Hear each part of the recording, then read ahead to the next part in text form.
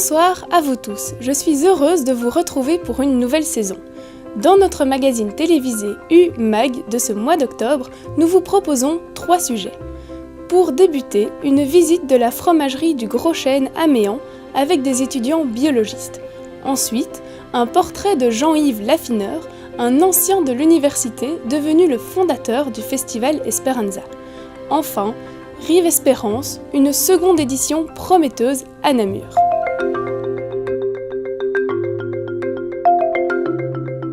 Voici, sans doute, une autre image de la rentrée universitaire. Nos caméras ont accompagné un groupe d'étudiants biologistes à Méan.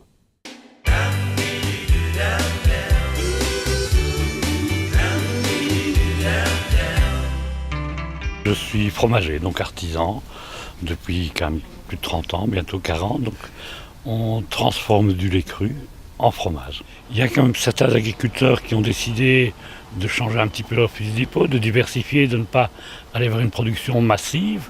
Donc là, on répond aux besoins de quelques-uns de ces agriculteurs-là. Donc on achète des petits volumes de lait, on les paye, on va dire, à un prix équitable, plutôt que le prix du marché. C'est parfois très proche, mais parfois un peu différent. Et puis surtout, on a un produit, je pense, qui est très différent de ce que les gens voient d'habitude dans leur grande surface ou même leur crémier traditionnel, quoi. C'est une action qui s'inscrit dans l'accueil des étudiants de Bac 1, où nous avons souhaité vraiment nous intégrer à eux le plus tôt possible dans leur cursus. Étudiants de Bac 3, qui sont justement en stage pour le moment sur le terrain, une semaine. Et nous créons des contacts entre les étudiants de Bac 3 et les étudiants de Bac 1 pour avoir des contacts intergénérationnels. C'est une initiative nouvelle à Namur ? Ce sont les vétérinaires qui ont commencé, ils nous ont montré l'exemple, on a emboîté le pas très rapidement. Une des raisons, c'est qu'on se rend compte qu'avec les réseaux sociaux, tout le monde se croit connecté, mais qu'il y a beaucoup de gens qui finalement sont très seuls, que les contacts ne se font pas si facilement, que les étudiants s'adressent de plus en plus aux professeurs par courrier électronique, qu'on n'associe plus toujours un nom avec un visage. Et donc, je pense que c'est un phénomène sociologique un petit peu d'essayer de recréer le contact humain, qui n'a jamais été perdu, mais qu'on veut renforcer malgré les nouvelles technologies.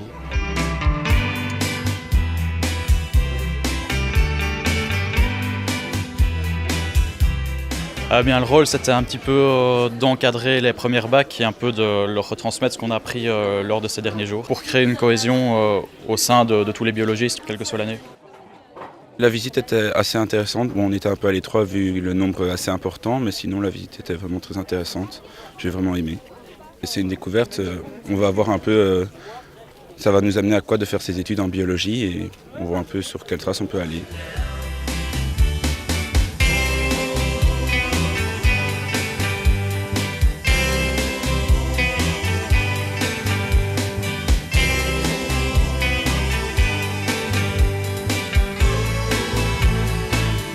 Ici, c'est vraiment le côté agroalimentaire qu'on essaie de leur montrer, mais voir qu'effectivement, on va leur parler souvent d'enzymes au niveau des travaux pratiques. Et puis, dans les fromages, c'est un peu le côté qui est ressorti assez bien aujourd'hui, la biochimie, les enzymes, voir un petit peu que c'est pas... ça, on l'utilise vraiment dans la vie de tous les jours et c'est pas quelque chose qui reste juste en laboratoire.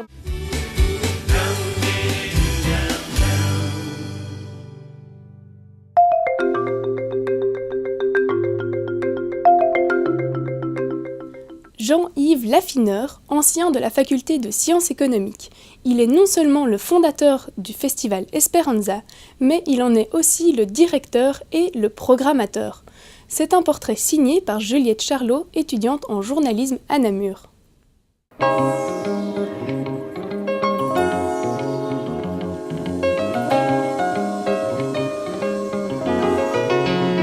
Il a été élu Namurois de l'année 2014 section culture grâce au festival Esperanza. Jean-Yves Laffineur, ancien étudiant de l'université de Namur, entame le projet en 2002. Après avoir longtemps travaillé dans le secteur social, l'homme voit dans la culture le moyen de rassembler les gens et d'enfin faire bouger les choses. Plus de 30 000 festivaliers se rassemblent désormais chaque année pour l'occasion.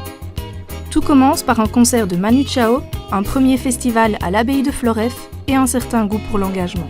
Dès le début, on a voulu inscrire le festival dans une démarche éthique et engagée parce qu'il est parti de l'idée aussi de vouloir transformer le monde, d'aller vers un monde plus solidaire, plus ouvert à toutes les cultures aussi, parce qu'on était dans une période où il y avait beaucoup de racisme.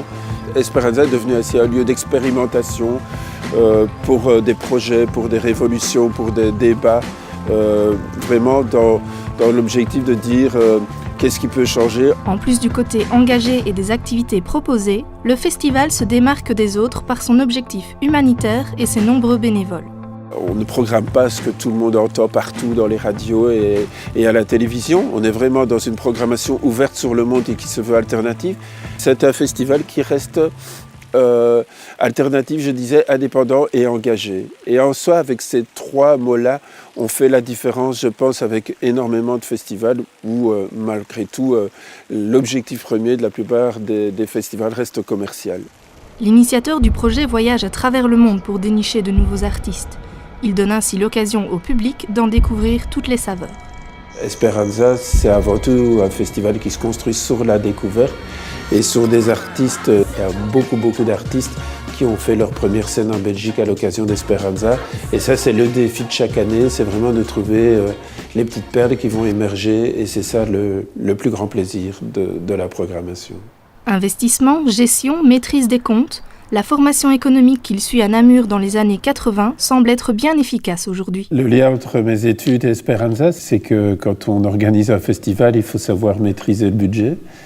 Et donc c'est un atout que j'ai de pouvoir en effet établir un budget, l'analyser, prendre en compte tous les éléments nécessaires à la bonne gestion d'une ASBL. Malgré une approche psychologique et économique, Esperanza traverse une période difficile entre 2010 et 2011.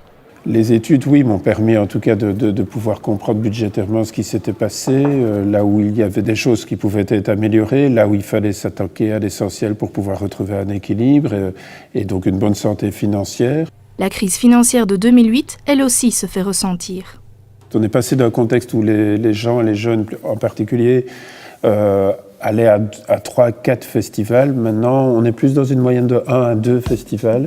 Il faut que l'événement reste pertinent, qu'il parle aux gens et qu'il y ait une cohérence globale, un tout, une identité pour que le public ait encore envie de venir. C'est pas uniquement pour moi une question de tête d'affiche, c'est aussi une question d'image, de cohérence. Pour cela, l'organisateur de l'événement ne manque pas d'idées. Les portes du festival s'ouvrent aux nouveaux projets. Partenariat avec l'Espagne ou le Burkina Faso, radio, débat, rencontres associatives. À en croire Jean-Yves Laffineur, un autre monde est possible et cela commence dès aujourd'hui.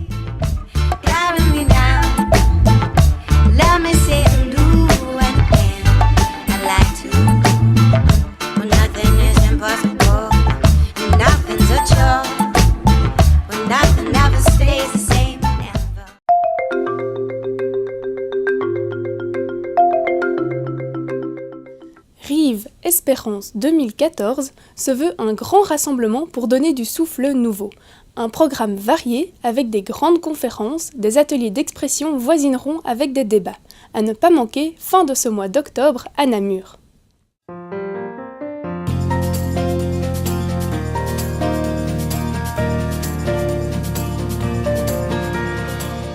Et si on se parlait pour donner une chance à demain? Si l'on mettait l'espérance en dialogue? Les 24, 25 et 26 octobre, Rive Espérance, un grand forum de rencontres, convie à Namur celles et ceux qui osent rêver d'une société plus digne pour tous. Une initiative citoyenne pour donner à la société d'aujourd'hui un signe d'espérance.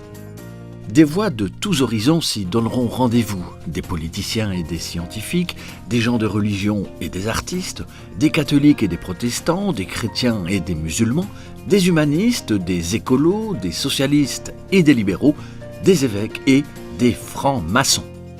Rencontres dans la convivialité, conférences, ateliers de réflexion ou d'expression, temps de prière, espace pour les enfants, rencontres pour les ados, conférences débats pour les jeunes professionnels et les jeunes familles, soirées artistiques, célébrations d'envoi, et pour les plus petits, une crèche.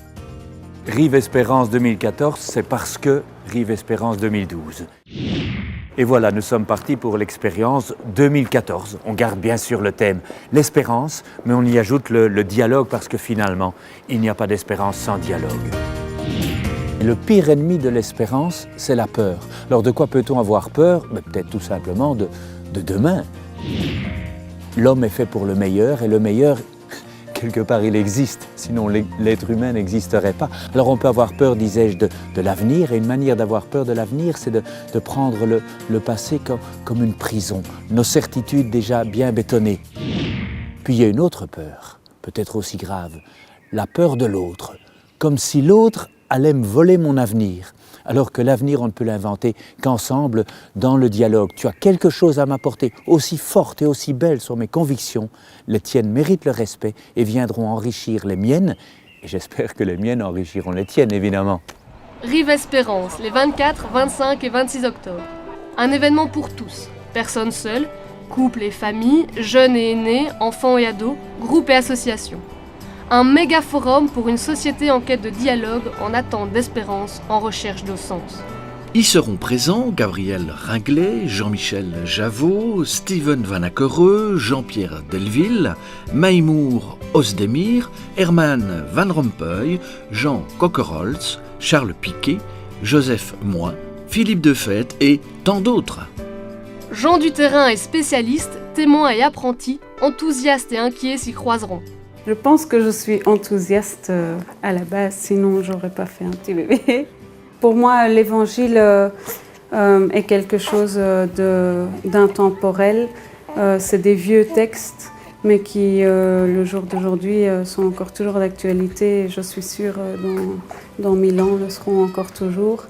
Dans l'évangile, je ressors deux valeurs qui sont importantes à mes yeux. Premièrement, l'amour que Jésus porte à tout le monde et qu'on partage. La seconde valeur, c'est le respect de l'autre tel qu'il est et la rencontre de l'autre tel qu'il est. Ne nous laissons pas voler l'espérance, aime dire le pape François. Quelles que soient vos convictions, vous êtes tous attendus. Le dialogue sera roi. Nous avons besoin de vous pour inventer demain.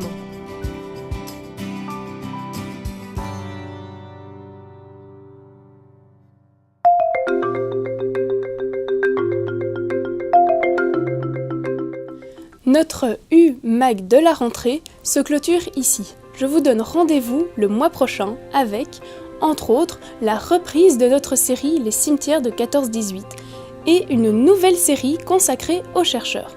Bonne fin de soirée à vous et au plaisir.